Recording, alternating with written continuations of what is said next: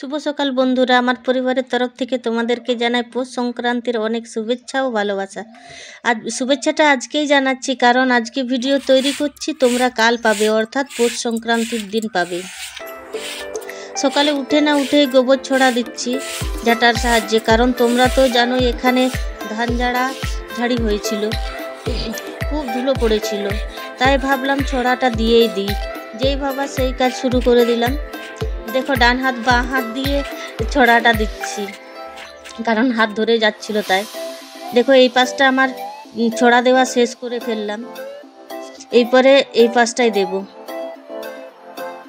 কারণ মাইক বাজছে বলে ভয়েসটা মিউট করে দিয়েছি। মাইক তো বাজবেই, কারণ আমাদের ছোট্ট পাড়া গ্রাম, সবাই মিলে 100-200 করে টাকা চাঁদা করে মাইক বক্স ভাড়া করে নিয়ে এসেছি, কারণ আমাদের তো আর বাইরে যাবার কোনো সামর্থ্য নেই। সারা বছর ধরো না আমরা মাঠে ঘাটে কাজ করি, তাই এই দুটো দিন মানে পৌষ সংক্রান্তির দিন আর আজকের দিনটা সমস্ত দুঃখ কষ্ট ভুলে একে অপরের সাথে আনন্দটা ভাগাভাগি করে নিই। কারণ কথা বলতে বলতে অনেকটাই কাজ এগিয়ে ফেলেছি। এদিকে দেখো, গাড়িটা ধুনছিল এই কারণেই, কারণ আজকে ওকে অন্য জায়গায় বেঁধে দিচ্ছি বলে, কারণ প্রত্যেক দিন ইয়েতে খামারে বাঁধা থাকে, আর আজকে পুকুর পাড়ে বেঁধে দিচ্ছি বলে ওর কষ্ট হচ্ছিল। এদিকে আবার উঠোনটাও ধুয়ে নিচ্ছি, আর কাজের ফাঁকে আবার চাদরটাও কেচে দিয়ে মেলে দিয়ে আসলাম, কারণ না মেললে আবার শুকোবে না।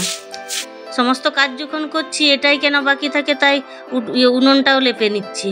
তোমরা তো জানোই আমার উনুনটা আমি পাক মাটি দিয়ে লেপি, খুব সুন্দর দেখাই বলে। তো বন্ধুরা, তোমরা সব কেমন আছো? আশা করি ভালো আছো, সুস্থ আছো, আমরাও ভালো আছি। তো বন্ধুরা, আজকে হলো মকরের আগের দিন, আজকে রবিবার। তো আমাদের এইদিকে সবাই আমরা আজকের দিনে পিঠে করে থাকি। তো আজকে মাংসের পিঠে বানাবো, সঙ্গে থাকো কিন্তু সারাদিন, নাহলে কিন্তু মিস করে যাবে।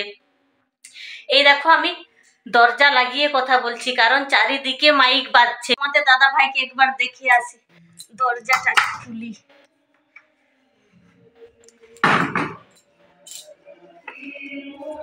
এই দেখো, তোমাদের দাদা ভাই মাংস কাটছে, দেখতে পাচ্ছ? এই দেখো, ওই লেগ পিস গুলা রেখে দাও। কত করে কিলো নিল?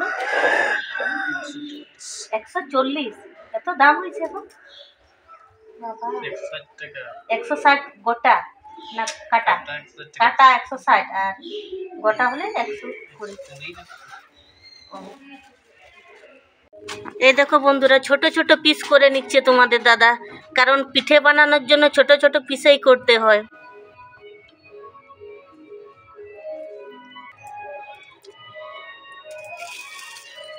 কত এনেছে গো? কত এনেছো? 3 কিলো না, 1.5 কিলো বন্ধুরা। তোমার দাদা ভাই এমনি এমনি বলছে 3 কিলো না বন্ধুরা, 1.5 কিলো। এইদিকে দেখো, আমার ভাতটা বসানো হয়ে গেছে। এই দেখো, আলাদা আলাদা করো, মাংস মানে পিঠে বানানোর জন্য আলাদা করো, আর এই তরকারির জন্য আলাদা করো। হাড়গুলো একদিকে রাখো, ওইগুলো তরকারি করবো আর এইগুলো পিঠে করবো। মুরগি আনতে পারতে, ছাড়গুলো খাওয়া হতো।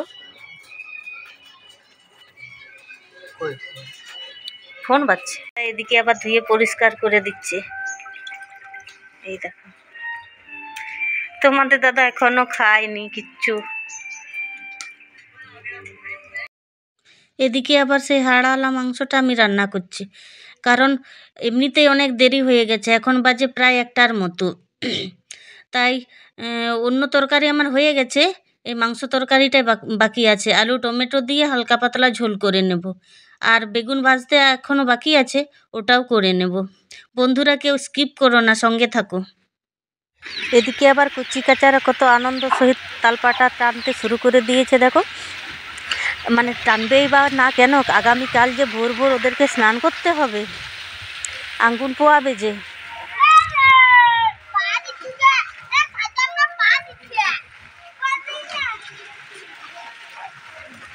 ছোটরা পারবে না বলে, যে একটু যারা বড় হয়েছে তারা তালপাতা সাজিয়ে সাজিয়ে ঝোপের মতন করে নিচ্ছে, কারণ কালকে ভোর ভোর যে স্নান করে এই আঙ্গুল পোয়াবে তারা। এই দেখো এই পাশটা হয়ে গেছে, সেই যে সেইখানে ডাল একটা গাড়া আছে ওইখানে ওই বাচ্চাগুলো নিয়ে যাচ্ছে। ওইখানে একটা ঝোপ করবে আর এই যে এইখানে একটা। বাচ্চারা ভোর ভোর স্নান করে নেয় আর আমরা বড়রা একটু বেলাটা দেখলে আমরা স্নান করি। দেখতে দেখতে প্রায় সন্ধে হয়েই গেল। এদিকে আমি আদা রসুন সমস্ত ছুলে নিচ্ছি, কারণ পিঠে বানানোর জন্য উপকরণটা তো আগে তৈরি করে নিতে হবে আমার। সেই জন্য রসুন ছাড়াতে অনেকক্ষণ দেরি লাগবে বলে আমি আগেই সব রেডি করে নিচ্ছি। বন্ধুরা, পাতা পিঠা বানানোর জন্য সমস্ত উপকরণ রেডি করে ফেলেছি, চলো তোমাদেরকে দেখাই। তো বন্ধুরা, আজকে না ব্লগ বানাতে খুবই অসুবিধা হচ্ছে, কারণ চারিদিকে মাইক বাজছে। তো চলো তোমাদেরকে দেখাই।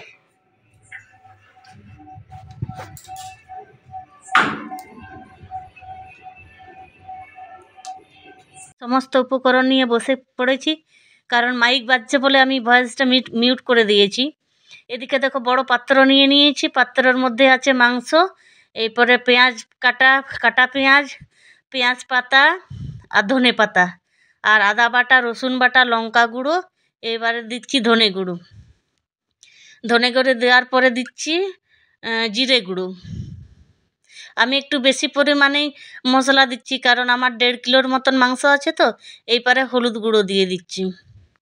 তোমরা যে পরিমাণ মাংস নেবে সেই পরিমাণ মশলা দেবে।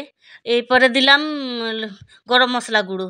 এরপরে শেষে দিয়ে দিচ্ছি লবণ দেওয়ার পরে এরপরে দিয়ে দিচ্ছি সর্ষের তেল।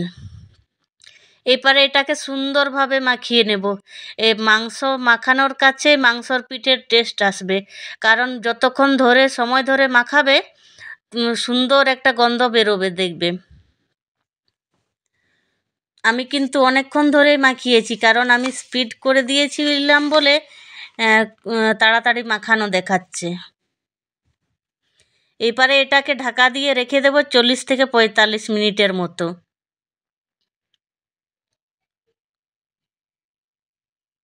তোমরা তো দেখলে সমস্ত মশলা দিয়ে মাখিয়ে 40 থেকে 45 মিনিটের মতো ঢাকা দিয়ে রেখে দিয়ে আসলাম।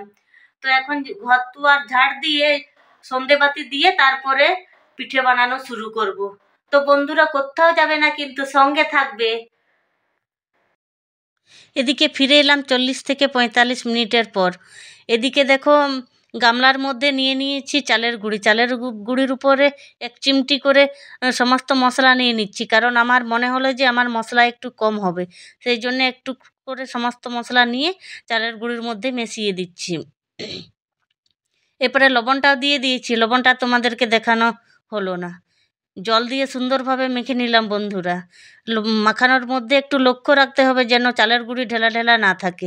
এরপরে সে মাখানো মাংসটা চালের গুঁড়ির মধ্যে দিয়ে আবার এটাকে আরও সুন্দর করে সমানভাবে মাখিয়ে নিচ্ছি, কারণ আমি স্পিড করেছি বলে তো তাড়াতাড়ি মাখানো দেখাচ্ছে। এরপরে শাল পাতাও আমি ধুয়ে রেখে দিয়েছিলাম, আর তোমাদেরকে ধোয়াটা দেখানো হয়নি। আমাদের দিকে কিন্তু কাঁচা পাতা পাওয়া যায়, আর তোমাদের দিকে যদি পাওয়া না যায় তোমরা কিন্তু শুকনো পাতাও করতে পারো। এদিকে আবার আমি মাখিয়ে নিচ্ছি পাতার উপরে তেলটা মাখালে কি হয়, পিঠেটা আর লাগবে না, পুড়ে যাবে না। এরপরে আমি অল্প অল্প জল দিয়ে সুন্দরভাবে পাতার উপরে মেলে দিচ্ছি। তোমরা একটু খেয়াল রাখবে যেন মেলাটা পুরো না হয়ে যায়। আমার পুরো হচ্ছিল বলে আমি একটু কম করে নিলাম। আবারও জল দিয়ে সুন্দরভাবে সমানভাবে মেলে দিলাম পাতার উপরে।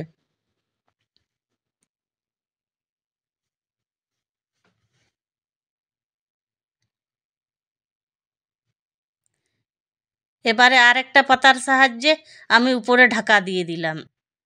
ঢাকা দেওয়ার পরে উনুনে আমার আগের থেকে তাওয়া গরম করা ছিল, গরম করা তাওয়ায় চাপিয়ে দিলাম। উল্টে পাল্টে রান্না করতে হয় বন্ধুরা, অনেকক্ষণ সময় ধরে রান্না করবে, নাহলে কিন্তু সিদ্ধ হবে না। আর হালকা আঁচে রান্না করার চেষ্টা করবে, তাহলে দেখবে খুব সুন্দর সিদ্ধ হয়ে যাবে।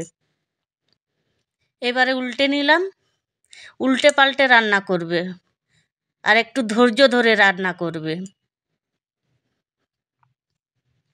তাড়াহুড়ো করলে হবে না। দেখো আমার কি সুন্দর সেদ্ধ হয়েছে, আর একটু বাকি আছে, কারণ কাঁচা মাংস তো সেদ্ধ হতে টাইম লাগবে। এদিকে আমার পিঠেটাও হয়ে গেছে, এইবারে সমস্ত পিঠে কিভাবে আমি রান্না করে নেব উল্টে পাল্টে, কারণ তাড়াহুড়ো করলে দেখবে পিঠে মানে খেতে ভালো লাগবে না। আর খেয়ে কমেন্ট করে জানাবে কেমন হলো। সমস্ত পিঠে বানানো আমার হয়ে গেছে, ছেলে এবার খেয়ে বলবে কেমন হয়েছে। তোমাদেরকে ছেলের খাওয়াটা দেখাই। এই দেখো, এবার কেমন হয়েছে গো? ভালো হয়েছে। এই দেখো কত সুন্দর সেদ্ধ হয়েছে।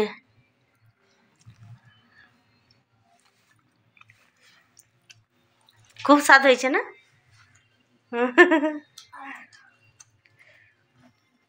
আজকের ভিডিওটা কেমন হয়েছে অবশ্যই কমেন্ট করে জানাবে, আর লাইক দিতে ভুলো না কিন্তু।